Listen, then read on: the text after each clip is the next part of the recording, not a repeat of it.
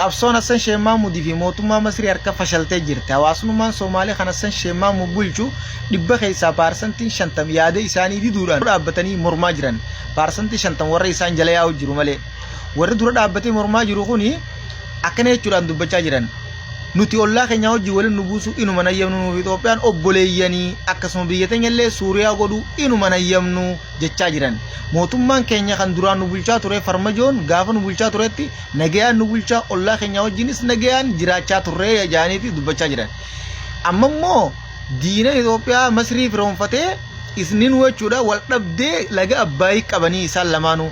Kanammoo mootummaan Masrii hidhattu jaanii Dr. Abiy ni hidhadha jaanii hidhattu ni hidhadhatti leenci ilmi Ahmad-Alii hidhatee agarsiise artemi. Kanaafi kana sababeeffachuun asiin tooftaan dhoona jaanii mala baasanii biyya teenya Suuriyaa godhuu deema malee osoo dhowuu barbaade inni nu kallattiidhaan inninis akka wal morman saniin dura dhaabbatee humna isaatiin hidhate maaliif kallattiin hin dhoyini kana yaaniiti mormaa jiranii jechuudha. Asirratti mootummaa Masriitii fi Hassan Sheikh Mahmud malli dhibeetti olii gad horiyaa jiran.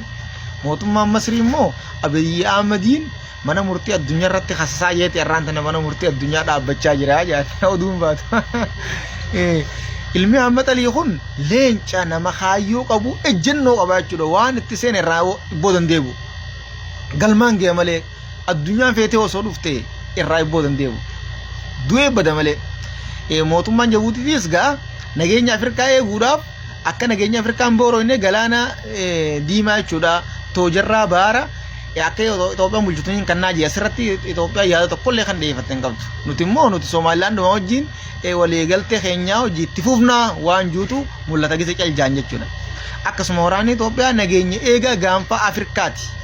Ammallee Somaaliyaa keessa jechuudha akkasumatti booniiti eegaa jiran jechuudha warri nageenya Afrikaa eegu. Amma immoo kaleessa immoo warreen waraana nageenya eegaa gaanfa Afrikaa kan Itoophiyaa jechuudha.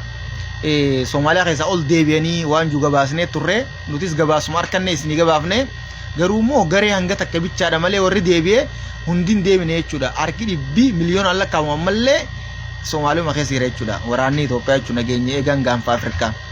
Eegaadha yennaan qabatamaan agarre waan ta'eef ammallee itti fufaa qabsoon teessan isinis galma hageessuu yennaan warreen nageenya biyyattii gaanfa Afrikaa eeguudhaaf akkana dhaabbatu halkanii guyyaa.